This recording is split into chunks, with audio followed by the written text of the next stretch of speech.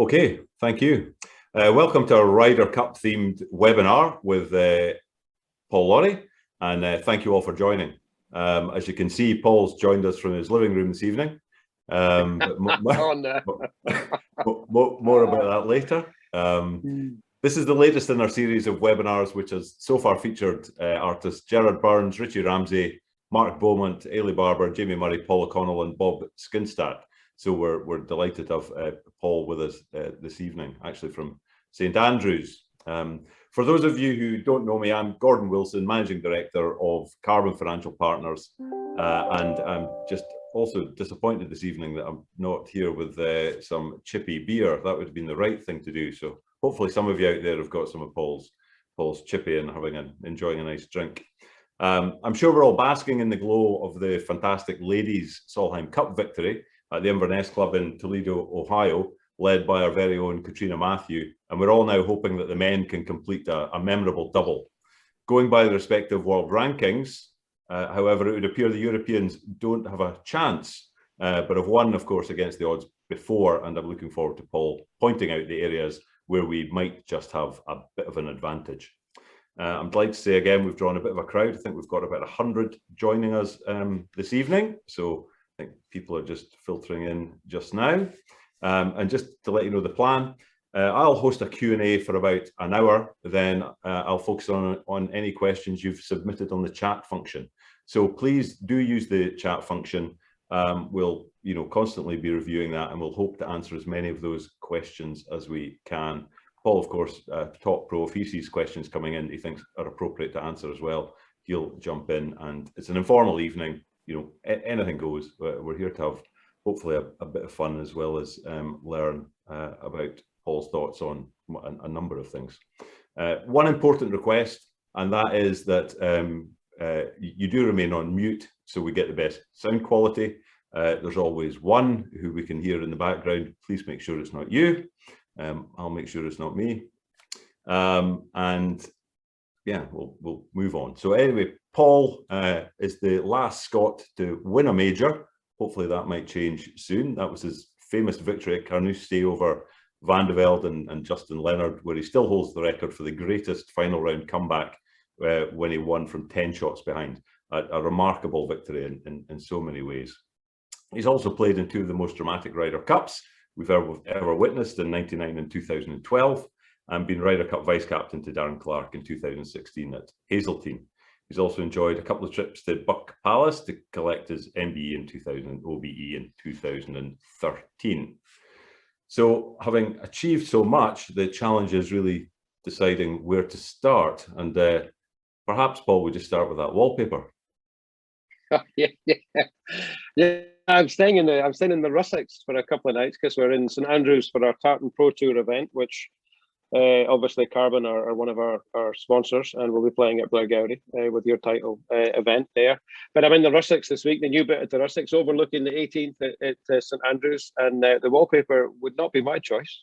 But it's lovely, it's beautiful. They've done a great job with it, and I'm enjoying, of course, being in St Andrews, which is always a place that's great to play golf. Great. I'm actually glad, Paul, that we're doing this by video call, because it means we don't have to find the money to buy you a coffee. Yeah, that was funny, wasn't it? We couldn't scramble together £4 for 2 coffees, wasn't it? What a nightmare we had. But that's the world we live in just now. Everything's credit card, isn't it? You just get your card out, but these machines didn't take a card that morning. Yeah. But we got there. Couldn't find any cash anyway. Yeah. So you've been in St Andrews, I think, for a few days, have you? And you've been doing some work with the juniors before the Tartan Pro Tour. What kind of work were you doing there? I was down at Elmwood, which is kind of close to Cooper. I have a new role this year working with Scottish Golf on the performance side. So myself and Spencer Henderson are looking after the boys, and Katrina Matthew and Stuart Clayton are looking after the girls. So the last Saturday and Sunday, we had 9 boys on Saturday and 9 boys on Sunday for assessment days for next year's squads. So we put together some challenges in the morning for them, some TrackMan challenges. There was a driving challenge, there was a approach play challenge, short game and putting.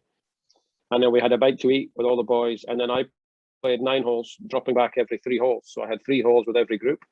And then we had a Q&A on the driving range afterwards to go through what Spencer and I, had seen for the day, and then opened it to the boys to ask me any questions that they want. That's the sort of stuff that I absolutely love doing. I've always enjoyed it. I've always enjoyed sort of passing on what I've learned, because it's not all been good in my career. There's been bad as well, and I can pass on. I think that's important for the boys to know, that they just see your career and they see your CV and they think everything's rosy all the time, but it's actually the opposite. I played 620 odd European events and only won 8 of them. So there's a lot of disappointment, in there. And I think that's a pretty successful career. So there's a lot of times that you have to get over, disappointment. So I really enjoy it.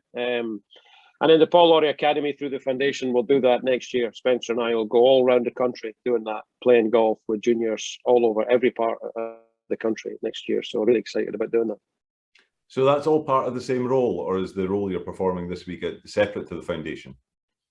Yeah, well, Saturday, Sunday, that was my Scottish golf role. And then today and tomorrow is the Tartan Pro Tour. So I'm actually competing. I'm actually playing in that event. I was 2 under this morning. I had a poor finish. I bogeyed 15 and 17. So I was not a happy boy when I finished, as you can imagine. Because even though I'm 52 and I don't play full time anymore, I still get upset when I do things that I shouldn't be doing. 5 under was the best. James Wilson, this is his first day as a pro. James was in our high performance squad this year with Scottish Golf, but he decided to turn pro. And my son Craig was 4 under, so he's only 1 behind. But it was windy. It was pretty tough. So, I was happy enough with 2 under, to be honest, but I was a wee bit unhappy when I bogeyed 2 of the last 4 holes. Gordon. That's tough, but you can be forgiven, especially 17, can't you? 17, well, it's not the old. We played the new this morning and we played Jubilee tomorrow. So the 17th and the new, it's a 220 odd yard par 3 though. It's a pretty tough hole and it was blowing. So, I'm all right. I've forgotten about it now, I think. Good. We can move on. Yeah. Is the foundation coming up for 20 years, or is it 20 years old now? 20 years this year, yeah. We started in 2001. It was called Paul Ory Junior Golf back then. And then we decided that we wanted to do other sports.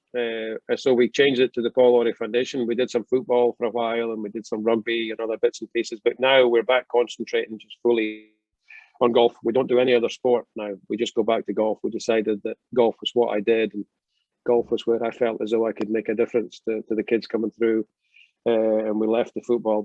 We started Russell Anderson Foundation for Russell, and he now has gone his own way and does a great job with this foundation in the city of Aberdeen. So he does the football and I do the golf. So yeah, 20 years, it's amazing. We both enjoy it. My wife and I, Marion's at all the events. She checks all the kids in and hands out all the water and the bananas and the giveaways and checks the scores. And I do the prize givings and sort of watch them play a few holes. So we both really enjoy it. And what age groups are you targeting there, Paul?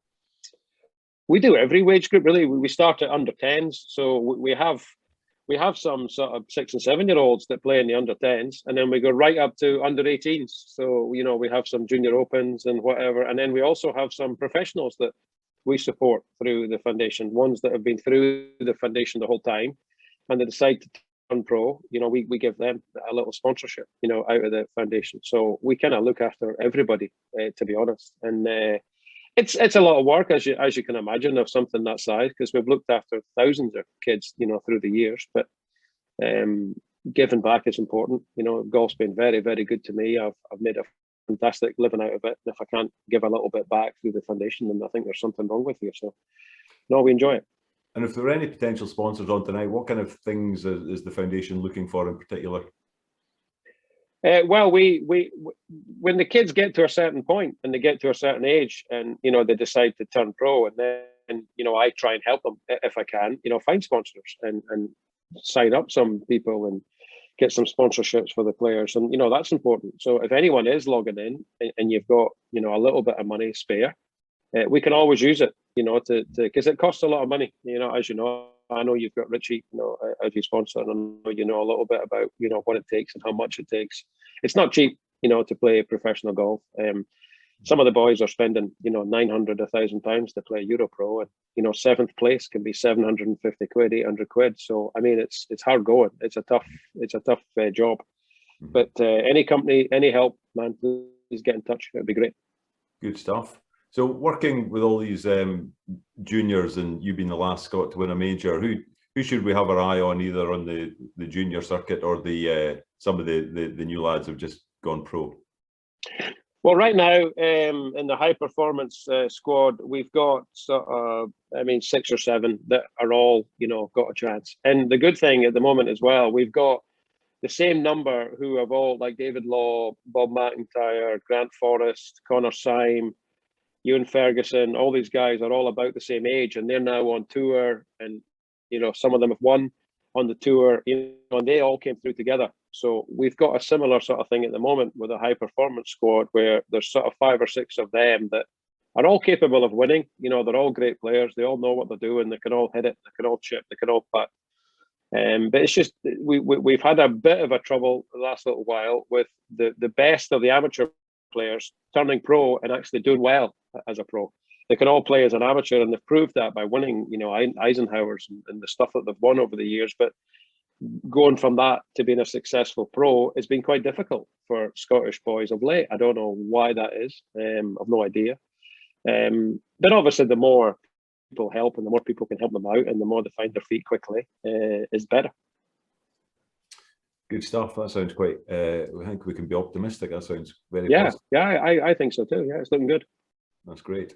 So if we move now to your own kind of big win at Carnoustie all those years ago, I actually remember I was driving down the A9 listening to it on the radio, because I'd been up in Elgin, and I had to go down the road, and I couldn't watch it till the end. But it was a great occasion. So you stood on the final in the final round on the tee, 10 behind. At what point do you think you've got a chance of winning? Well, I was 10 shots behind, but I was in 13th position. So, it's not as though I was sort of way down the field and I was off mega early. I think I was about maybe an hour and a bit behind the leaders teeing off. I birdied, when I birdied 12, which we play as a par 5 normally, but they played as a par 4 then. I hit a beautiful shot out the left-hand rough into about 5 feet, and I made birdie there. And, the TV cameras appeared. The crowd were sort of swelling. I mean, obviously, I only live an hour from there, so I had people walking around with me, but all of a sudden, there was people everywhere. And there was just a different atmosphere when I birdied 12, So as a player, having played so many, you know exactly what's happening. You can feel it. You can feel the people are starting to get excited. They're all chatting. Your name appears on the board. And so right from that moment on, I kind of felt that I was right in it to have a chance of winning the Open. So when I birdied 12, I think was the big turning point. Okay. And what thoughts kind of run through your mind as you're trying to navigate those, the last few treacherous holes at Carnoustie? Well, like I was passing on to the boys at the weekend, and I think they were getting a bit bored of it because I kind of do harp on about it. But routine is so important for a golfer when he has a chance to win a big tournament. If you get out of your routine, and if you start taking too long or being too quick, thoughts kind of come in your head that shouldn't really be in your head. So you have to have a set routine. It's something I worked on with Adam Hunter, God rest him, for hours and hours and hours. A part of my practice was to get a routine that I could stick to. So that became the thing that I focused on. I focused on just doing the same thing and making sure I stayed in the present, making sure I didn't get ahead of myself, because, let's not, it's the biggest event in the world, for me. And you got a chance to win it. It's easy for your head to sort of race ahead to, or what can I spend this money on, or we'll be able to move house or whatever. So I was proud that I stayed in the moment, that I managed to sort of not get ahead of myself. I did what I had to do. I stuck to my routine, and I hit some beautiful shots, coming in an unbelievable pressure situation. So that was nice. Yeah, there was one particularly cracking 4-iron. I said, was that the shot of the closing holes? Yeah, well, obviously I've kind of told the story a few times, but we didn't know that Justin Leonard's ball was in the burn. We thought Justin's ball was in the bunker by the green, because we saw it. I saw it, and I said to my caddy, Paddy, where's that? And he said, well, I saw it bounce, so I assume it's in the bunker. It wouldn't have bounced short of the burn. We didn't think, because had we known that his ball was in the burn, I would have laid up. I would have chipped it down the fairway. I was in total control of what I was doing down the 18th in the playoff. My mind was clear. I wasn't nervous. I wasn't excited. My mind wasn't racing. You know, I was very, very calm indeed, and I've tried to explain it to people before, but there was a calmness came over me as soon as we teed off in the playoff. And you hear top athletes and top golfers and top players talking about this sort of calmness that comes over you, and you get in the zone. And I was definitely in that situation. So had we known his ball was in the burn, I would have laid up, you know, 100%. So we saw it bounce. So I said to him, right, we'll just have a go. And I kind of aimed it at the left edge of the Rolex clock, and I made my same swing thought of slow away with the club off the ball, and I hit a beautiful shot, and it came down right down the pin. Because it was getting quite late. I mean, it was like 8:30, maybe 8:45. It was raining. It was a little cold. It was a little chilly. And I think I had 221 to the pin, which was a lot further than I normally hit a 4-iron. But you know, when you've been in that situation a few times, the adrenaline kicks in. You know, you hit the ball further. So again, that's all part of the experience of making sure you do the right thing at the right time, and you know what's going to happen. That's yeah, that's an amazing kind of thought. It's almost like there's little hackles going up the back of my neck thinking about that at the moment. It's Paul, you're not the only one, let me tell you. And talking about staying in the zone, you had some time to kill. You know, you left the 18th green with a 67 before the playoffs. I mean, what were you thinking then, or what did you do to stay focused? Well, Adam Hunter kind of travelled with me pretty much full time back then. So we came off the course and we went to get a bite to eat in the players' lounge, and they had it on the telly, you know, in the players' lounge. So we were watching it, and then we decided that we would go and hit balls just in case, because it was starting to get really busy, and people were sort of coming over and wanted to chat to me a lot. And so again, Adam did an unbelievable job for me that day. And he's grabbed me and he said, let's go and hit some balls. Let's get out of here. Let's just get you away and get you focused on, because if it comes down to it, you need to be prepared. You need to be ready. So off we went to the range. And as soon as we got to the range, you know, people were appearing, you know, on the range and coming on the range, and the security wasn't there. And again, there was a short game area over the burn from the range then. So he said to me, come on, we'll go up there and do some chipping and get away from all this. Because it's a circus. I mean, as you can imagine, people are everywhere, and if the security is not there, people were just coming on the range to sort of say hello. And it's lovely that people want to say hello, but in that situation, you need to get your mind, you know, on your job. You need to get focused. So again, he grabbed me away and we chipped and putted for about 10, 15 minutes. And then he asked Paddy to stay in the hut on the range and let us know what was going, because the range guy had a telly, a monitor in there. So Paddy came over and he shouted over to us to come in, because Jean was on the 18th tee. So we all huddled around this little sort of television in the hut, and we watched Jean tee off, and he got a massive break with his tee shot because he pushed it way right, and it was dry, you know, it wasn't wet. So we kind of thought, well, that's that. He'll win from there. Let's head back in. So when we were heading back in, the buggy went past the BBC compound, and Dougie Donnelly was sitting on the couch. He was watching it, and he shouted at me, "You'll not believe what's going on here." So Adam and I jumped out the buggy and sat with Dougie for a minute, just watching it.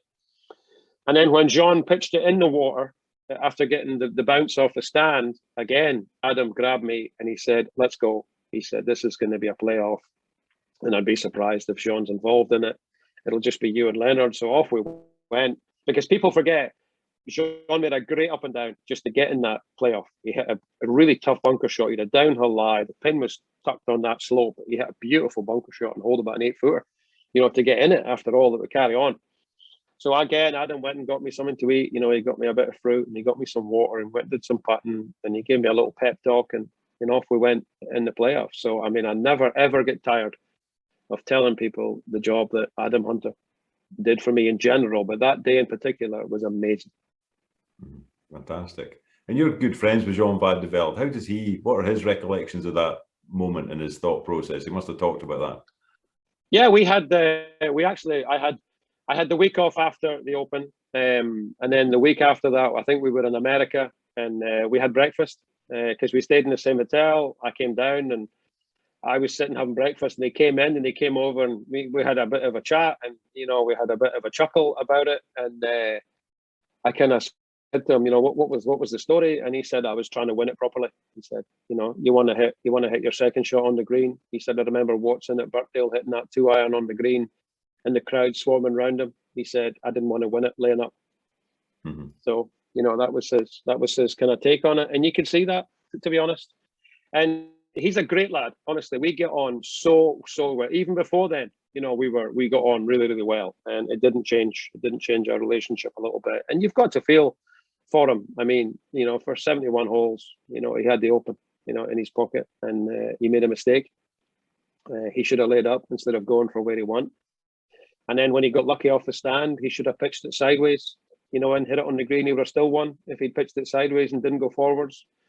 But again, experienced caddy maybe on the bag might have been different for him. But I didn't have an experienced caddy either, you know. But I would have known what to have done. So I'm not, you know, having a go at him. It's just until you're in that position, you don't realise how tough it is to keep your mind on the job, and your mind gets scrambled. I've been there a couple of times, and I've thrown away tournaments, and you can't believe you've done it.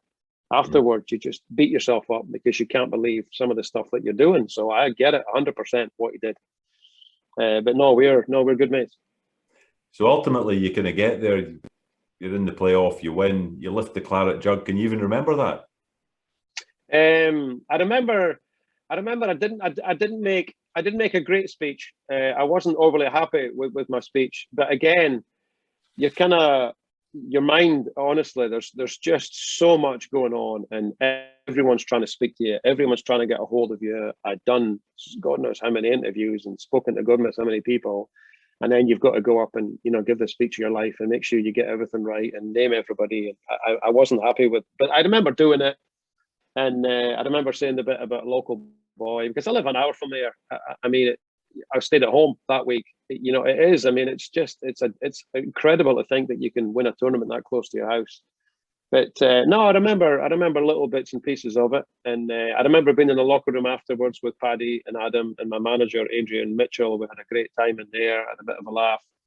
And then the funniest thing, we were leaving, because I drove down. You know, I was staying at home, so my car was in the players' car park. So we're walking up the little road to the right that they closed off. You know, but they opened it for the public to get through.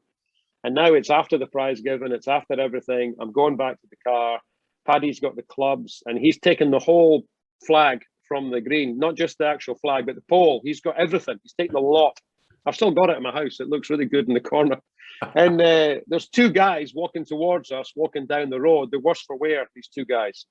And I've got the jug, and Adam's got the box, and Paddy's got the clubs, and we're all having a bit of a laugh, and we're all sort of, oh, what was that about? And these two guys stopped in their tracks right in front of me, and they both, you know, they're both the worst for wear, and they both looked at each other, and then they went, nah, can't be, and they staggered away because they just couldn't get their head to think, wow, this boy's just won the Open. Oh, it can't be, and off they went, you know, drunk. But it was funny, very funny. Brilliant. So fantastic stuff. So 99 was obviously a fantastic year for you, and led to playing in the Ryder Cup at Brookline, along with two other Scots, Monty and Coulter. I noticed on Twitter today that all the Ryder Cup players are now numbered, and there's 164 European Ryder Cup players. What's your number? No idea. You don't know? I just saw that for the first time today, and when it first came up, I didn't know what they were on about, to be honest. Then I thought, it must be you must be the number you played in, or what number you represented Europe in the Ryder Cup. But I honestly don't know. I then watched the video, and it was quite interesting, because it makes the point that there's 5,780 people have climbed Everest, 570 people in space, 445 footballers have won the World Cup, and 164 European players have played in the Ryder Cup. So it's pretty special by any measure, I would say. Yeah, very special. I mean, I would have loved to have played a home Ryder Cup. The two I played were both away, which, you know, were great weeks, and I enjoyed it. But I think a home Ryder Cup would be extra special, you know, to play in. But the 2 weeks that I played, you know, I thoroughly enjoyed it. 99, I lived up to everything that I thought it would be. It's just an unbelievable golf event to play in. You know, you stand on that first tee, and I was more nervous on the first tee hitting the opening shot than I was at any time at the Open when I won the Open. Way more. I mean, I couldn't get the ball on the tee, you know, for a couple of seconds. My body was shaking. I couldn't stop my body shaking because you don't want to but anything but a fresh air, I'd have taken it. I'm not joking. I'd a sclaffing on the ground, no problem, because I just felt, and you hear other people telling the same story. Paul Azinger couldn't get the ball on the tee at the Belfry. He had 4 or 5 goals. and just body handshaking. It's just an amazing experience. And now, you know, the first of the Ryder Cup, I mean, it's chaos, isn't it? It's just the atmosphere and at Brookline, it was particularly hostile, I think, wasn't it? It wasn't great. I mean, obviously they've done a great job of getting it more friendly, and I think a lot of our players live over there now. You know, there's a large number of our team. I noticed there was only 5 on the plane that left yesterday, and 7 actually live there. So that shows you there's more of our players live there now, and I think they all get on really well. And I think Sam Torrance and Curtis Strange, the captains at the Belfry, did a great job. The one after I played in 99, the one that was delayed for a year, did a great job of getting it back to, listen, this is a golf tournament. Let's not get carried away with the hostile and the horrible atmosphere. And yeah, we want to win. We want to beat you badly, but we don't want to beat you that badly that we're shouting at you or swearing at you or whatever. You're okay to fist bump and you're okay to get excited. Everyone wants that. We want the atmosphere, but you don't want the hostility. Who wants that? I mean, life's too short for all that carry on. So I think it's much better now than it used to be.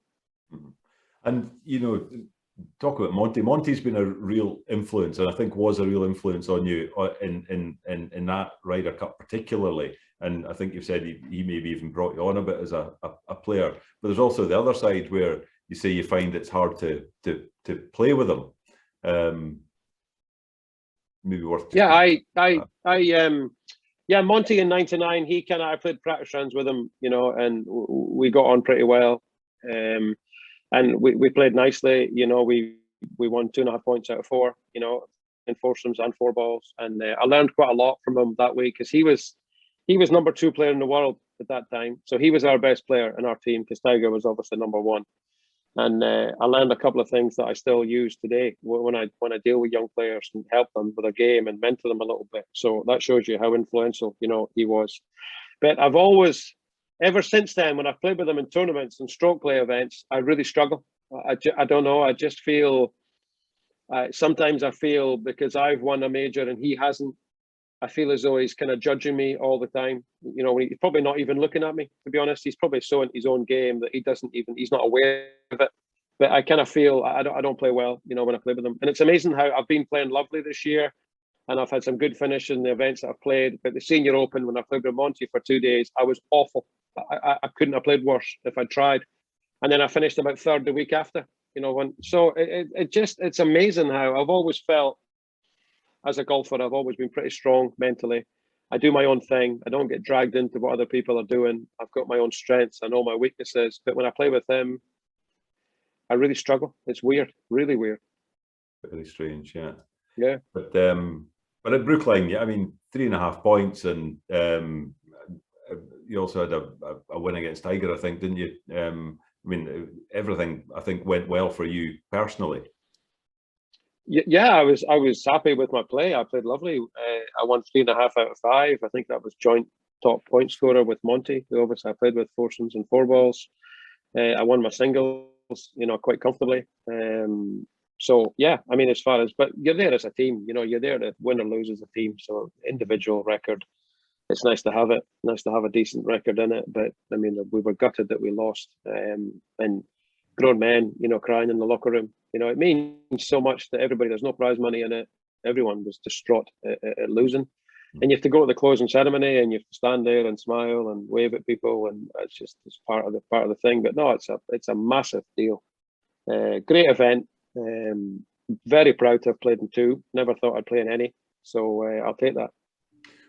Well, and then you got the other side of the coin, of course, when you did go to the fantastic event that was Medina, and you know, I mean, the emotion and the occasion and the circumstance and the comeback. I mean, that must have been I can't imagine what that was like to be part of. Yeah, well, it was 13 years, obviously, since I played at Brookline, which is a long time. I played some decent golf in that time, but just not good enough to get in the team. I mean, you've got to play unbelievably well, you know, to be one of if it's 9 or 8 or 9 or 10 without the picks. It's just so hard to get in the team because the standard, as you know, is just incredibly high. So I never got in, you know, and all that time I had a few seconds in tournaments and I played all right. I had a few top 10s, but just couldn't play good enough to get in the team. And then 2011, I won again for the first time in 9 years. I won at Miguel Jimenez's tournament in Spain. And in 2012, I came out and I played really well right from the off. I was in the gym a bit more. I was a bit fitter. I was working harder at my game. Adam had given me a bit of a lecture about getting lazy and you've letting things go. You're too early to be doing. I did the Sky commentating at the Ryder Cup at Wales. He was particularly upset about that.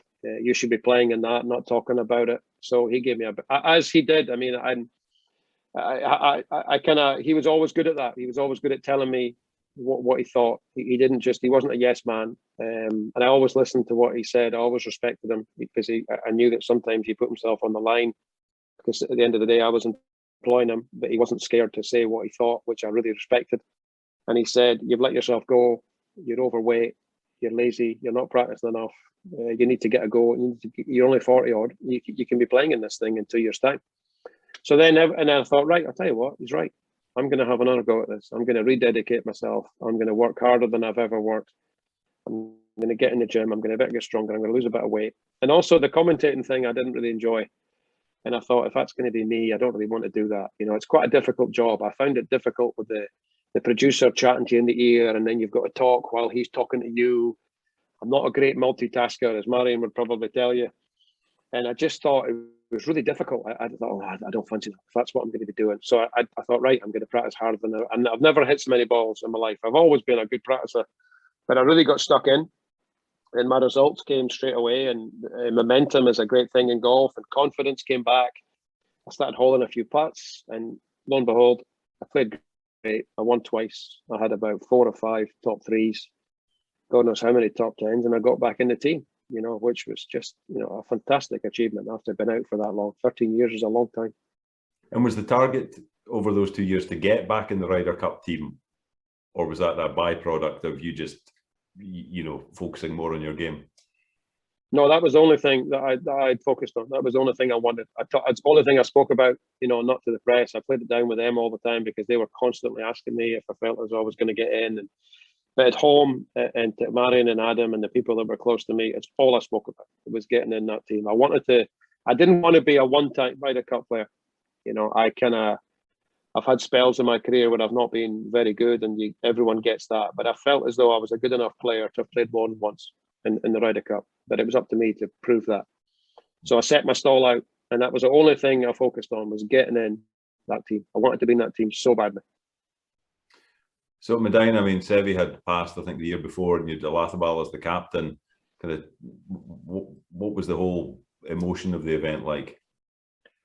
Well, Alathabal is just the most emotional guy in the world. I've never cried so much as an adult as I did that week. Whenever he spoke, everyone was just in tears, and he went through everyone most nights and chatted about what you bring to the team and what you mean, and you're this as a man, and you're like, oh, stop doing that, I can't stop crying. Honestly, I've never cried so much, you know, as an adult as I did that week. But he was brilliant. I mean, he's so into it, he's so emotional, and him and Seve and what they brought to the Ryder Cup and what they meant and the record. And we had Seve on the shirts, you know, on the sleeve of the shirts, and you know, I mean, it was just amazing. And I've always been a big Seve fan. Seve and Sandy Lyle were my 2 golfing idols growing up. So to have him on the shirt and to play in the Ryder Cup and to think that he was up there looking down on us was pretty cool. And you're 10-6 going down, and you know, 10-6 down going into the singles, and you're really up against it. What was the chat before the final day? Well, Saturday night, obviously Poulter and McIlroy won a vital point, and so did Luke Donald and Sergio Garcia, I think it was. Because I mean, at one point it could have easily been 12-4 down, you know, playing the singles, and 12-4 down, you're totally gone. So that 2 points later on the Saturday evening just changed the whole thing, you know. And it was a great team meeting on the Saturday night. It was the shortest meeting we had all week. Alathabal said, great effort from the boys there to bring us back in it. He went round every player one at a time, and he said, are you going to win? And you're obviously not going to say no. So everyone just went yes. And he said, okay, easy, we win, go to bed. And everyone just went to bed. You know, it was the shortest meeting we had all week.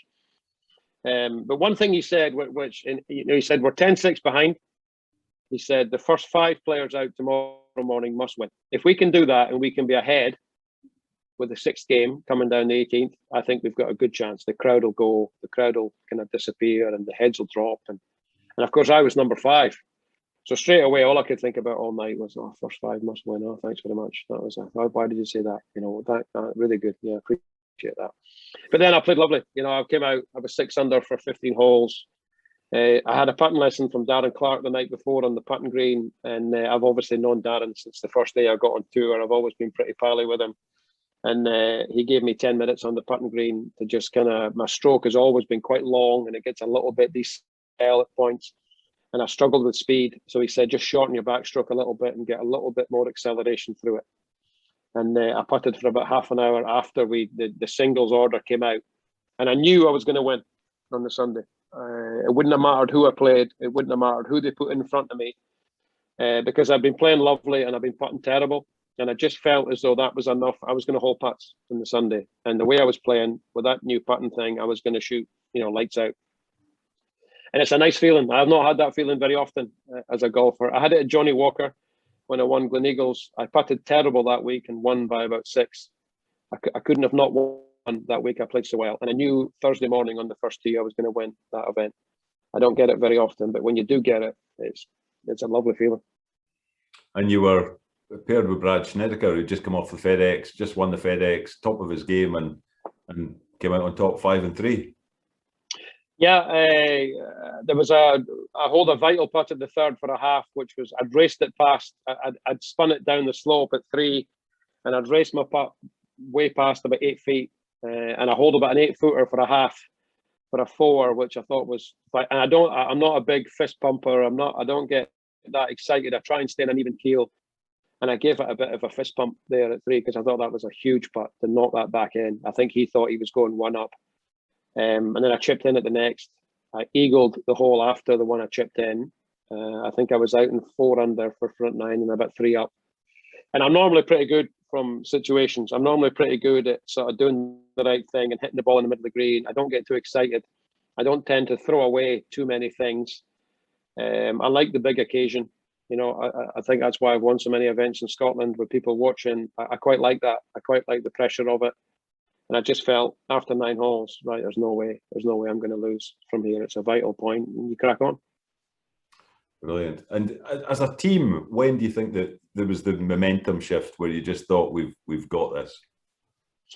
When Justin Rose held it across the green at 17 to go ahead in his game against Mickelson, because when you look at it back, he should never have won that game. Justin Mickelson should have won that game. And the things that happened, the whole putts he hold, and then when he hold it across the green at 17, I think everyone thought, "Wow, we're gonna win this." And even we thought it was going to be a tie, to be honest. And then Tiger missed that short putt at 18 to let Molinari beat him on the last. It was just a bonus, really, because I think a tie from 10 stakes down would have been an incredible achievement. Never mind a win. But when Justin held that putt, I think that was vital. And when you'd won your match, what did you do then? Where did you go, or who did you go and watch? Did you go as a? Oh. I don't know if it's getting dark, isn't it? Is it me? I know it's getting out. It's all right though, but you're right. Is it okay? Yeah, all right. Sorry. That's a problem this time of year. You start in the light and you're finishing in the dark. Yeah. Yeah. So yeah, what did you do after you won your match? Where did you go, or who did you go and watch, or who did you go and follow?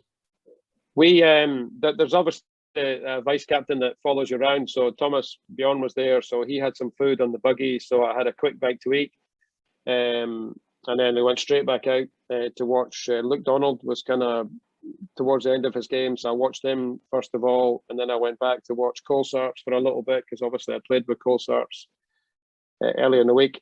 And your job is just to go straight back out on the course as soon as you can to support the boys, because I mean it's pretty tough out there. Obviously there's, I don't know what the kind of percentage of fans are, but there's a lot of Americans and very few Europeans. And the noise is incredible.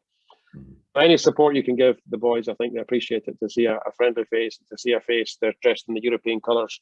So straight back out to watch. We have had a comment that you need a lamp on, Paul, but that's probably easier said than done. Will I go and try and put the room light on? No, you can give it a try. Right, sorry.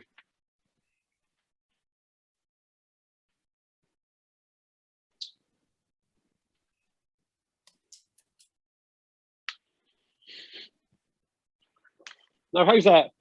Aye, that's probably better. I tell you what, though, the wallpaper and the plates on the wall don't look any better. No. But let's move on from the wallpaper and the plates. I feel like I'm 10 years old again, back in my mum and dad's house. Brilliant. We've got yes, thanks. That's an improvement. So we've got approval for that. Well done. Good. If anybody else has got any questions or comments, remember just to keep them, apart from about the wallpaper, perhaps keep them coming in. So you win at Medina. It's a hugely emotional win. It's been a bit of a roller coaster.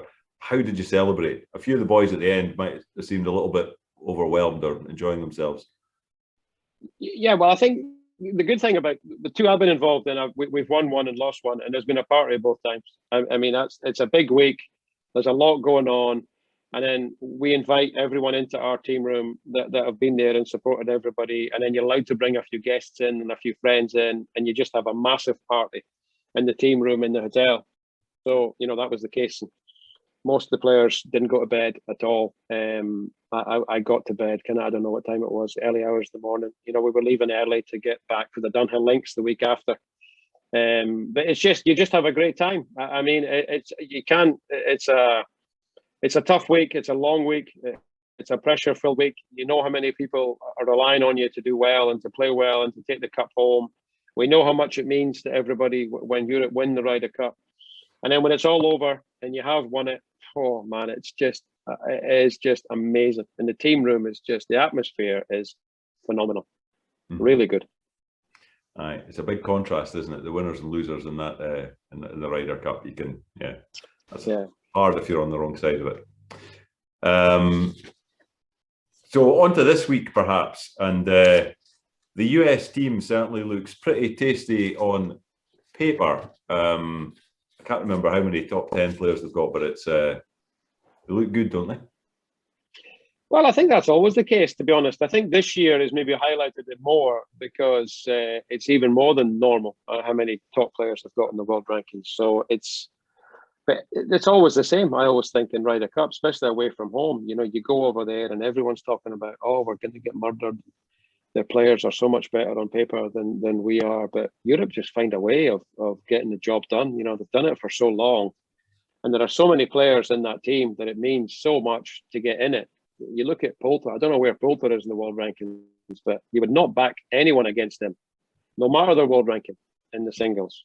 So there's always that, and I think team spirit. I think we have a far better team spirit than they have. I think they're getting a lot better at it because there's a lot of younger boys that all get on really well. Spieth and Justin Thomas and all these boys are all friendly. So their team atmosphere and their team bonding is probably better than it's ever been. But I think we're still better at that. And I think it makes a massive difference that and everyone's in it together in Team Europe. It's amazing to be part of that. So I think that'll make a big difference. But on paper, they do look extremely strong, but I still fancy Europe to win, to be honest, this week. I listened to a little bit of the Podrick and Steve Stricker being interviewed earlier, and I hadn't realised either, but the American team on average are 5 years younger. So it's a team full of youth, and obviously the captains were emphasising that Stricker was quite keen on the fact that they hadn't experienced too many of them losing the Ryder Cup. They were coming fresh to it. They didn't have the baggage. And of course, Podrick was saying, well, it's great. We're away from home. We've got great experience. There's lots of people to, steady everyone down. We've got a few rookies, but they're quite exciting. How would you see that? Well, I think Podrick's obviously got to see it the way that he's got to see it, and Stricker's got to see it the way that he's got to see it. They're obviously their job. They know the players are watching all the press conferences. They know the players are listening. Podrick's obviously done, a good job there of making sure that he tells all the boys that we've got the experience, and that's more important away from home than it is youth. But Stricker's got to say that, well, I make sure I've got young players who have no scars from past defeats. So I think the two of them have done pretty well there. I would probably rather have experience than youth most of the time, especially in that kind of environment. I don't think anyone would be surprised if America won this week. But again, I certainly wouldn't be surprised if Europe turned up and did it, because we've got some great players in that team and unbelievable experience. and only good experiences. You know, we've got very few players in that team who've had terrible Ryder Cups or terrible runs in them, which makes a big difference, because having been there and done it and managed to win points in situations like Sergio, like Poulter, like Paul Casey, is massive, you know, down the line, because it is the noise. You can't hear your caddy speak sometimes, never mind anyone else. I mean, it's amazing. And what about the Koepka DeChambeau spat? Is there much in Well, that? I think it's real. Yeah, I think it is real. I think they dislike each other, you know, quite a lot, I would say. I don't know. I've not been over in America for a while, and I've not played with Bryson. I've played with Brooks a couple of times. And I think it's real, but I think they'll probably be able to put that to one side, you know, for this week. The captain will probably have the both of them in a room, at least before now, to chat and say, look, you know, you're not here about you. This is not about you. It's about the team. It's about making sure that you win points and putting this to bed, and not letting this, you know, get in the way this week. So I'll not be surprised if that's put to bed, and then it will get picked up again next week, probably once the Ryder Cup's over, because that's how it works. And where do you see Europe sneaking an advantage then? What would you be focusing on? Well, like Podrick said, experience. You know, I think we've got more players that have been there and done it in the Ryder Cup, you know, for the last God knows how many Ryder Cups. I mean, the success rate for Europe has been phenomenal. So I think that's a massive advantage. And I think team spirit. I think we've got a phenomenal team spirit. Whoever's in our team, we just bond together. We just get on together. It's like a big family that travel over to try and, you know, win the Ryder Cup. And I think that's a massive thing. So I think those two things, but experience, hopefully, will kind of come through on our behalf. And what will Podrick's style be? I mean, how will he be? The players might not need any motivating, of course, but how will he be if they need motivating? What will his style be, or how does he keep them focused? He'll be very organised. He'll be very meticulous. You can see the way that he practices and the way he plays and the way he goes about it. He leaves no stone unturned in his own career. So I don't see him being any different, you know, as a captain. He's got some great experience as vice captains there as well. A couple of them are good fun. Stenson's just such a funny guy, and I think he'll be good in the team room. I was glad that he added him later on. I think that was a good addition. And I just think he'll be able to say the right thing at the right time, you know. And he's always pulled out big moments in his career, so he'll know when to say the right thing and when to stay quiet, let the players do the thing, and when he has to jump in, he'll jump in. You know, but I think organisationally he'll be absolutely amazing. Mm-hmm. And the players will know exactly what they're doing. He'll know exactly the job they've got to do. Everyone will know what they're doing, where they've got to be, what time they've got to be, which is all, you know, a massive part on it. Being organised for that job is probably halfway. You're halfway there. And you've been a vice captain, of course, as well. What was your role when you were vice captain to Darren Clarke? Well, it's a little bit of a frustrating role, because obviously the captain is the main guy, and rightly so, and he makes all the decisions, and you know he involved us in everything, and he asked our opinion, and then he went ahead and made, you know, a decision, which is the way it should be.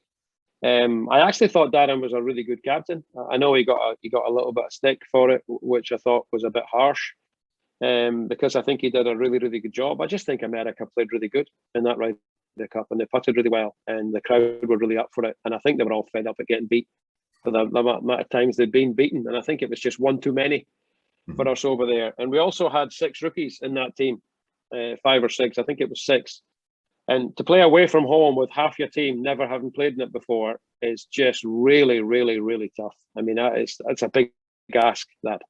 So I just think it was one Ryder Cup too many. And then 18, those guys that go back in, they played in it before, the experience was there. You've got the home crowd. Some of the boys performed unbelievably well. 16, our big players, didn't really win as many points as they normally do. So that was a massive factor. You know, you've got 3 or 4 players in the team. If they can all kind of get 2.5 to 3 each, man, you're nearly there. And that just didn't happen in 16. So I thought Darren was a great captain. The American boys just played better and putted better, which can happen at any time. What advice would you be giving our rookies this time round? Well, it's tough over there when you play away from home. The crowd are obviously pretty hostile. It's not easy. They've got to try and see if they can enjoy it, which is if things are going well, they'll just have an unbelievable week. But if things are going against them and the crowd's on their back and things are kind of tough and it's not going very well, they're going to have a pretty tough week. They're going to enjoy it when they look back on it later. But at the time, it's not easy, when you're a rookie. And in 99, I was lucky that I played with Monty. And he was our best player at the time, so that made it a lot easier for me. And he played fantastic golf, to be fair, all week that week. But if you're a rookie playing away from home, it's not an easy gig. But they've just got to make sure they enjoy it. And the more you relax and the more you enjoy it, the more chance you've got of winning points. The more uptight you get and the more under pressure you feel, it's harder to win points. And what about the course? Who's that going to favour?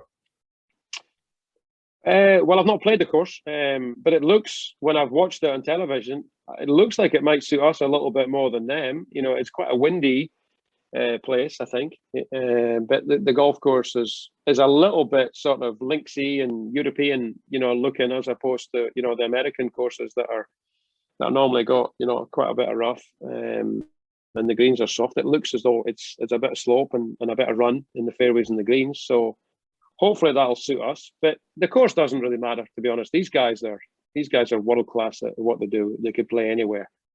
I don't think the course will favour, any one of the two teams, but it's going to be tough, I would say, overall for Europe. But let's hope they can do it. And you mentioned Stenson's, in as a vice captain, he's a great character. What about the players? Who are the characters who are on the team? Well, Poulter's unbelievable. Poulter is he's amazing in the team room. Sergio's amazing in the team room. Great team players. We'll go round all the players every day, making sure you're all right. Can I do anything for you? If you've got everything you need. Those two in particular are unbelievable at that. The best I've ever seen, those two in particular. Poulter is he just puts, he just holes. The putting performances in the Ryder Cup, and you can see what it means to him, how much he gets up for it, and I think his eyes are going to pop out of his head one of these days when he actually does that. So it was great to see him on the team. And Sergio's the same. Leading point scorer in the history of the Ryder Cup. I just don't see how you can leave those two out of the team. So those two in particular, when I played, were just amazing in the team room in 12, and great to be part of a team with those two, who I think are two of our best all-time Ryder Cup players for me. And did you agree with the captain's picks? Yeah, I don't think there was much other way he could have gone. The only other way he could have gone was to get Justin Rose in there somehow. And I understand that, a lot of opinion of people whether Justin should have been picked. But that's the three I would have picked. Obviously, I'm not the captain. I'm not involved in it. It doesn't matter who I would pick. But that would have been the three that I would have chosen had I been a vice captain or a captain. Okay, I was just having a look. If people have got questions, please put them in the chat. I thought there might be some Ryder Cup ones. I haven't seen any there. There are a couple of questions in the chat going back to Carnoustie, Paul. One asking, try to see who it might be, from Andy Lansborough, I'm not sure. Asking about your finish at Downfield to qualify. Of course, you qualified for the Open at Carnoustie. I'm not sure what Andy's referring to, but I'm sure you do. Yeah, I had to pre-qualify to get in the Open at Carnoustie, and that was at Downfield on the Sunday and the Monday. And I was outside the qualifying spots of getting in with 9 holes to play. And I think I shot 2 under on the back 9 to get in by a shot to qualifying, and then obviously went to Carnoustie and won it. So I think that's what he's on about. And that story has been kind of exaggerated over the years of, birdie in 3 of the last 4 and squeezing in, but it was 2 under, I think, for the back 9 to get in by a shot. And obviously that was an Open that I wanted to play in because I knew I only stay an hour from there. And we couldn't get accommodation, in Carnoustie after I qualified. The closest I could get was about 40 minutes away. And I thought, well, I may as well stay at home. Young Michael was only 6 months old. So, it was nice to be home to help Marion a little bit with a young one. And I fed Michael the morning I left. I won the Open. I gave him his bottle before I left for my final round, and came back up the road in my Subaru Impreza turbo, I may add, with the claret jug in the back seat of the car. So there can't be many Open champions who gives their son his bottle in the morning and come home with a jug in the back seat of the car. So that was really cool. But yeah, Downfield, I qualified there Sunday, Monday, and got in. No, that's great. No speed cameras in those days either, of course, Paul. No, thank God. Now I'm just trying to read some of these. One from Dave. You still have a special relationship with Carnoustie. Can you talk about your involvement with Carnoustie Links? Yeah, I obviously, it's always been a course that I've loved. It's always been a course that I play a little bit, you know, when I'm home. And then last year, I was down for something, and Michael Wells, you know, is the new chief executive who used to be at the R&A, and I was just chatting away to Michael, and I kind of put the idea to him about me being attached there, and he said it's just a no-brainer. I can't believe it's never been done before. So I represent, you know, Carnoustie golf links now. Whenever I play, I've got the logo, you know, on my shirt, on my chest. It's on the golf bag, and it's really, really cool, you know, to be announced wherever I play, anywhere in the world, as on the tee from Carnoustie golf links, Paul Ory, because people remember, you know, that I won the Open there. But it's just a great place to go down. You know, it's one of those special places to play. Obviously, the new building is phenomenal that they've built, you know, left of the first tee. It's just an awesome place now. And the golf course has always been a great quality. You can see with the Ladies British Open that they had there, everyone was raving about the course and the condition of the course. And no wonder, you know, because it is special. So it's extremely cool to represent them around the world. It really is. Great stuff.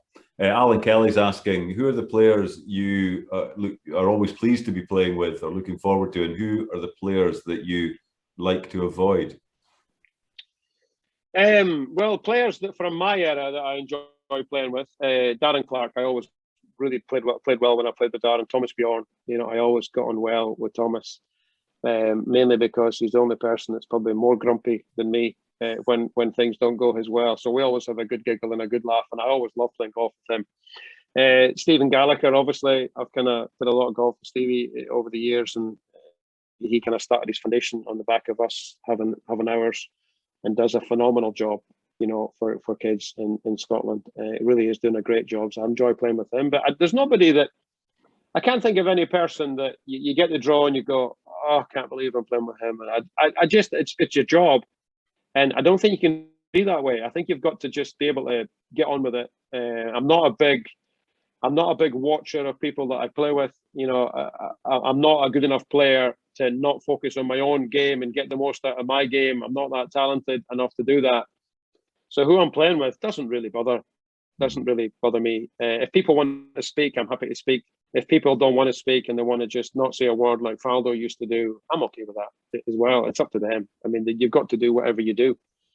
So I don't really mind who I play with, to be honest. Slow players bug me. I mean, that's frustrating when you're playing with someone that's really, really slow. I don't like that. But apart from that, you've got to get on with it. It's your job. The slow play thing does seem to be a bigger issue, doesn't it? Is that something you would like to see something done about? Yeah, I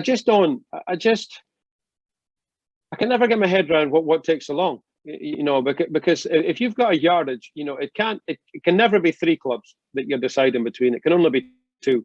So it can only be a normal 8 iron or a little 7. You know, it can't be a 9 and it can't be a 6. So they both work. They both of them go on the green. Just pick one and get on with it. And when they've got a stock yardage and it's 130 yards and there's no wind and the pin's in the middle of the green, they take 3 minutes to do that.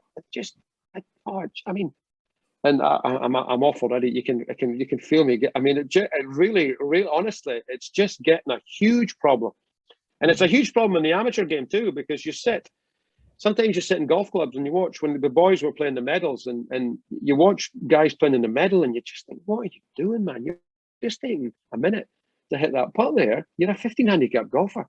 Just get on with it. Just hit it. I mean, what is hard about it? But it just seems to be, and it really, it irritates me, as you can see. I'm moving about in my chair already. I just don't like it, honestly. Just hit it. Get on with it. Yeah, no, I think most of us understand that. Oh, so frustrating. So Jock Gardner's asking, will we see another Scots Open winner? Well, yeah, hope so. I mean, because obviously I don't want to be the last winner. I mean, I won I want Scottish guys to win. I want ladies to win the Ladies British Open. I mean, why would you not? We've got some talent coming through. We've got some players who I think are capable of winning, you know, not just the Open, but playing in Ryder Cups and winning things, which is absolutely fantastic to see. A lot of people work really hard. It's Scottish Golf and Stevie's Foundation, my foundation, the Barry Douglas Foundation. There's a lot of people, the Junior Tour, everyone's working mega hard to try and get players coming through. And I think we're definitely getting there, you know, with a lot of it. There's some great signs. There's some great kids coming through, and there's also some great pros right now that are all winning on the tour already. And if you can win on the tour, you can win the Open. There's no question about that. It's a mind thing that you've got to take the next step and win a major tournament or play in the Ryder Cup. If you're capable of winning on the European Tour, you're capable of winning any tournament because the standard is so high on the tour. So let's hope so. I certainly want to see it happening. I want Scottish players to win every week. You know, why would you not? And Stevie's Foundation, does it do pretty much the same thing as your foundation, just covering a different geography? Yeah, Stevie's Foundation is pretty much Edinburgh based, more kind of down that way. But I mean, does a phenomenal job. Is really, really good. He's into it. Scott Knowles runs it for him and does a really good job. And it's really big. But same idea, under 10s, under 12s, under 15s, under 18s. Has a nice dinner every year that raises some money, has some great sponsors that put in some money for him, and he just goes out and spends it. But he puts a lot of time into it, a lot of effort. So no, it's the same as what we do, but just in a different location, like you say. Jock's also got a slightly more pointed question. He says, will we see a Scot winning the Senior Open, and will he be Aberdonian in the near future? Well, if they don't pair me with Monty, Jock, then I've got a reasonable chance. But as soon as they put me out with him, I mean, I would love to. I mean, I think there's only 3 people that have won the Open and the Senior Open, as far as I know. Tom Watson, Bob Charles, and Gary Player are the only 3 that I know. There might be more, but I don't think there is any more. So I would like to add my name to that list, not as an ego thing. I just would like to win, you know, the Senior Open. I still have a huge amount of desire to play golf. I retired from the main tour last year because I wasn't enjoying being part of that anymore. And these boys are all good and they all hit it miles. And I thought, well, I'm a senior now. I shouldn't be playing, you know, in the main tour and propping up the fields and taking up a spot of a young guy coming through. You know, I didn't want that. And I didn't feel comfortable either playing in these events. I enjoy the seniors. It's good fun. I've been quite competitive so far, but I've only won 1 event as a senior, so I want to win more as a senior. So yeah, I'd love to win the Senior Open. That would be phenomenal. Yeah, we'd all love to see that. That's something to look forward to. Gordon Duncan's asking, what do you remember about your Dunhill Linkswing win in 2001? And he's mentioning the putt at 18. Yeah, I bogeyed 17 to fall back into a tie with Ernie Els, who was in the recording area, kind of watching it on the telly, and we were in between yardages at the last. I had it was just too far for a lob wedge, but I kind of felt as though I don't spin the ball an awful lot, so I thought, no, I'm just going to go ahead and hit a solid lob wedge, and it pitched on the top of the hill and it spun back down, which is unusual for me to have that much spin on it, and then I hold it from the Valley of Sin up the green. And I remember it was a lot of money at the time. It was a massive event, and it was my first win since I won the Open. It'd been about 16 months, and people were starting to kind of question the fact that, oh, you know, he got lucky at the Open, and he's a one-hit wonder, and I hadn't won before. So I just thought, right, it's a great win, great field. It was a massive field. World ranking players littered everywhere. So to win that was huge for me, and it was a nice putt to hole up the Valley. And then Martin Gilbert picked my ball at the hole when I won. Martin's obviously been a massive supporter of me right from day one, even before he was Aberdeen Asset. When it was Abtrust, I had a deal with them through Martin. So for him to pick my ball at the hole was really cool, really, really cool. So to win the first Dunhill Links was nice. That's a massive putt, eh? Absolutely massive. Yeah, it went in a little bit of pace, but I mean, it was in the middle and it just poof, down it went. So that was a very nice feeling, Gordon. I must say, I would recommend it highly. Yeah, no, that would be fantastic. The Hugh Craigie is asking, do you hope to play in any of the seniors events in the States? I decided not to go this year. I had invites for about 4 or 5 and I could have played in the senior majors over there. But I decided I didn't want to travel this year over there, and I think I'm going to do the same next year. I'm keen to support the Legends Tour. Ryan Howson's done a great job and putting a lot of money into that tour to make sure that we can. And I want to help grow it. So I'm not going to go to America again next year. I'm just going to stay in Europe and play the Legends Tour and try and support them as much as I can. Is the idea. I'm not a big. I don't want to alien. I'm not a big fan of going over there, to be honest. It's not my kind of thing. I'm not a high five and hoorah kind of guy, and that's what it is over there. And I don't enjoy when I go there, so I'm just going to stay here. I want to play in Europe. I want to help them grow that tour as much as they can. It's great fun. You know, it's nice that we play with the amateurs and the Alliance. You know, Friday, Saturday, Sunday. You meet some great people. So I'm enjoying doing that. And I'm going to just do it that way next year too. That makes sense. Sticking to what you enjoy, doesn't it? Sounds like... yeah, definitely. Morven's asking about your club of choice at the Ducat and memories of Bankery. Does that mean? Yeah, the Ducat it's a very short par 3 straight up the hill at Bankery. I turned pro at Bankery, assistant pro there in 1986. I was there for 4 years. Thoroughly enjoyed it. Great club. Again, Doug Smart, God rest him, was the pro, and I learned so much, you know, off a Dougie when I was there. And Dean Vanett was the senior assistant, who's now the pro at Bankery. And the Ducat's it's a lob wedge, you know, up the hill. It's like a 100-yard hole straight up a hill. But great memories of Bankery. Still see a lot of the members come into the golf centre in Aberdeen that we own to use the coffee shop, and always enjoy chatting to members of Bankery. I had a great time there. I learned an awful lot. And I turned pro at 5 handicap. I wasn't very good, but I kind of worked hard. I hit a lot of balls before work and after work. And if I was going to be any good at it, I had to kind of work hard, which is what Douglas said one day. So, no, I enjoyed Bankery. It was a great place. You wouldn't turn pro at 5 handicap now, would you? No, 3. 3's the limit at the moment for the PGA, but it was 5 back then. Right. I didn't play a lot of golf when I was young. I played more football. I was a half-decent footballer. But then as soon as I realised I wasn't going to be Willie Miller or Gordon Strachan, then I thought, right, I'm going to have to try someone else. So I kind of took up the golf and started kind of doing it. And I kind of got reasonably good pretty quickly, even though I was a 5 handicap when I turned pro. I won the first pro event that I played in, which was the Murray Seafoods Open up at Buckpool Golf Club. So I got reasonable pretty quick. So that was nice. Great stuff. Roderick Mayer's asking if you like the green maps that are used today. No, not for me. I'm very old school. I don't use green mapping, or I really don't. I mean, I don't use aim point.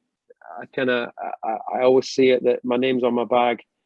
You know, if I can't read a putt or I can't see the ground in front of me, then I need to be doing someone else, really. And I putt so quick as well, and I play quick. I have one look at the putt that I'm going at, normally just from one side. I don't go both sides. I do it through feel. I'm pretty good at seeing what's in front of me. I'm pretty good at adapting to the surroundings that I'm in. You know, I think people who have got a good short game are good at that. You've got to just go in and sort of see shots and feel them, as opposed to sort of do it through a book. So I'm not into that at all. I just think it slows down the game, to be honest, and they need to be taking these things away from players, because it's slow enough as it is. The more stuff like that they give them, the longer the game is. They should be doing it without stuff like that, but that's just from a grumpy old man who doesn't do it that way. I just do it my way and I get on with it. That'd be quite a popular opinion. Yeah. What proportion of the players do you think use them? I've not paid attention to how many players would use them. I'm not sure, but probably quite a lot, to be honest, because you see quite a lot of them. It's just a book that they have in their back pocket, and some of them it's a yardage book and a green book on the same thing, and they get it out. And I'm sure most of the players who do use them properly and quickly, and it doesn't take much time, but it's got to take a little bit of time. But when you've got a player who uses his whole time that he's allowed, and then he's got to read a green on a book, you can't hit it in the time you've got. You just can't. Mm-hmm. So I personally don't think they should be allowed, but that's just my opinion, Gordon. So what you're I think many people are concurring with you. And what are your plans for the rest of the season then? What's in your calendar? What tournaments or what are your plans? My plans are I'm obviously at St Andrews. We play tomorrow. We're on the Jubilee tomorrow, and then I have a pro-am at Torrance House on Friday for one of our sponsors, and then I'm going to play Forest of Arden the week after, which is the Farm Foods Senior Masters down there, and then I'm going to play the Tartan Pro Tour event at Blairgowrie, obviously, that you guys are very kindly sponsoring.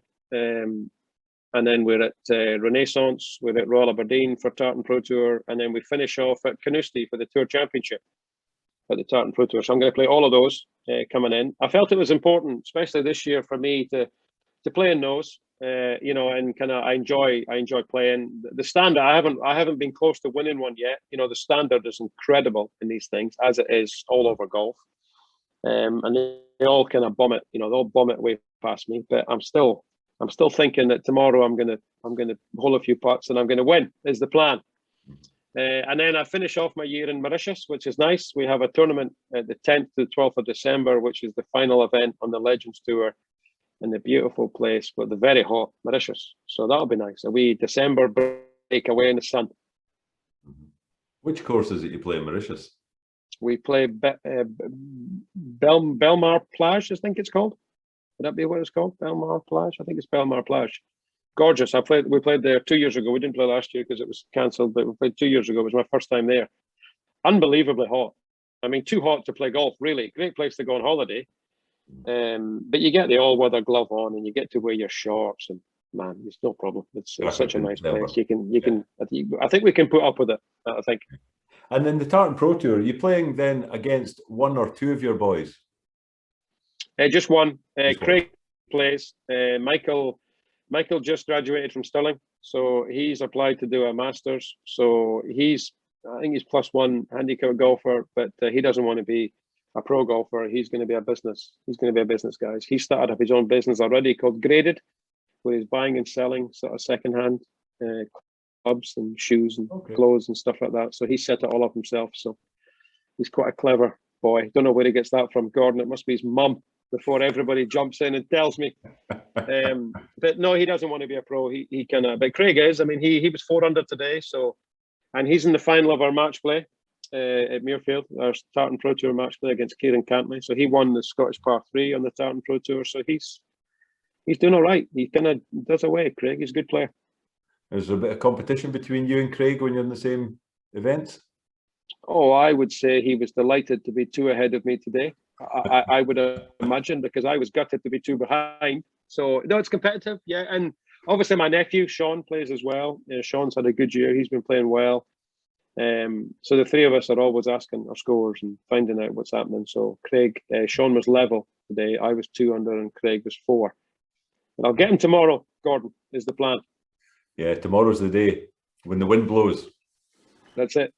Okay, that's good. That answers Liz Malloy's question, as it happens. And Alan Kelly's asking what your main memories are of playing with Seve. Seve, like I said earlier, Seve was one of my idols growing up, along with Sandy Lyle. I actually wanted to be a golfer when Sandy won the 85 Open at St George's. I decided that's what I wanted to do.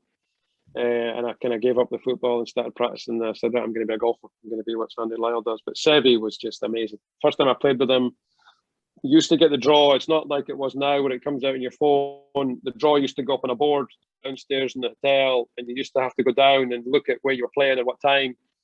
So Mary and I went down to see the draw, and I was playing with Seve for the first time. It was my first year on tour. It was a Spanish Open. And you're like, wow, how can that be? Final round playing with him in his home country. And I never slept a wink all night. I was just so nervous about playing with a guy who, you know, at the time he was one of the best players in the world. And he was my idol. And then he came up to the tee. There was a great long tee at the course that we played at. And he came up swinging his putter, looking so suave and so cool. His jumper was round his neck as he did. And I'm standing there just thinking, oh, God, I can't believe it. What am I going to say? Don't say the wrong thing. Don't make an idiot of yourself. And he just came up and nice to meet you. My name is Sevi, he said. I said, I think I know who your name is, Paul. I mean, I don't think you need to tell me your name. And he was absolutely brilliant. He was very nice afterwards. He said, you have a good swing. You play well. You'll do well on this tour. He said, you keep doing what you're doing. And I was like, wow, way to go. And it's amazing how just a little word here and there from a player to another player is always, that's why, you know, I text all the boys when they play well, the Scottish boys when they win or when they do well. I always send out a note because I like getting stuff like that from a player to tell you, well done, great effort today, keep your head up tomorrow or whatever. So him to say nice words, he didn't have to do that. And I was 68 and he was 70 on the day. So I mean that was really cool to beat your idol by 2 shots. But he was lovely. He was great to play with. That's fantastic. That's impressive as well. You walk onto the tee and you've not slept all night and you're playing with your idol and you go round and you swing it well and you do better. That's quite an achievement. Yeah, that was nice. It was cool. But he was great to play with. I mean, and the crowd, I mean, obviously he's in Spain. I mean, it was 8 and 9 deep. You couldn't see for Murray was trying to walk around and you can't see a thing. But no, I mean, and again, first time I played with Sandy was the same thing. You're nervous. You're not sure. You don't want to make a fool of yourself. You don't want to hit poor shots. You just want to get in there. It was a practice round for the Open at Muirfield. There was Sandy Lyle, Ian Woosen and myself and Michael Welsh, who was another young player. And Michael was from Wales, so Woosie paired with him, and I played with Sandy against the two of them, and we had a practice round for the Open at Muirfield in 1992. And again, just to play with them. It's just, I mean, it's amazing when you're a young player and you get to play with top players. It's just a great feeling, and you get to pick their brains and you get to ask them, you know. And that's young players. I say to young players, oh, don't be scared. These top players will never not help you. Top players will always help you. That's a thing about golf. People will always give back, and if they can help you, they will. So don't be scared to ask. Always ask questions of top players. They're happy to help you. You mentioned Muirfield, but I mean, I'm presuming Carnoustie is your favourite Open Championship course. But and I might be wrong. If it's not Carnoustie, which would it be? Well, Muirfield was the first Open venue that I played in '92, and I've always enjoyed playing Muirfield. It's a great course.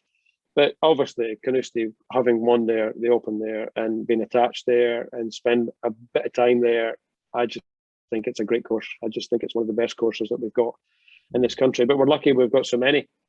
You know, we really have got so many. But for me, my favourite would be Carnoustie. Jock's back in asking if you'd like to see Turnberry return to the Open rota and asking what you think of the revamped course. Yeah, I think we would all like to see Turnberry back on the rota. It's one of our best courses, if not the best course that we've got in this country. And it would be great to see it back on the Open rota. Whether it will or not, I don't know. I haven't played the course since it was changed from the new 9th. You know, it used to be a par 4, now it's a par 3. I haven't been down there for quite a long time to play the course. I need to go down and play it, to be honest, because everyone raves about it when they play it. But it would be great to see it back on the rota, and let's hope that can happen soon. Fantastic. I'll just check if I think I've done that one. Check if I've covered these questions. Yeah, I think we've managed to get through those questions. So back to the big question then. Who's going to win this week, Paul? Well, I would hope that Europe would win, obviously. I'm going to watch it. I'll be glued to it on Saturday and Sunday, as you always do when the Ryder Cup's on. It's just one of these events that, you know, you kind of watch every shot. I think it's going to be pretty tough for Europe. I think America have got a very, very strong team. And again, they lost the last time out in Paris quite convincingly. So I think it's going to be tough for Europe, but I think they're probably just going to do it. Good. No, it would be great to see. I'm sure we'll all be glued to the telly. It's just a fantastic couple of days. So yeah, really looking forward to that. Okay, I think I can probably wind up. Say thanks to everybody for joining us this evening. I hope you've enjoyed it. And we haven't decided what our next one will be, but as soon as we do, we'll send an email round. Thanks to Paul for giving up your evening in St Andrews, and good luck for tomorrow. I hope you do really well. I'll be looking out for your score, and yeah, we'll be looking for the seniors win as well. I think that'd be fantastic to see. So Thank you. Magic. Gordon, thanks very much. I hope everyone enjoyed it. I had a great time, some great questions, and thanks again for sponsoring one of our Tartan Pro Tour events. It's very, very good of you, and hope to see you soon. Thanks, Paul. Good night. Good night. Cheers.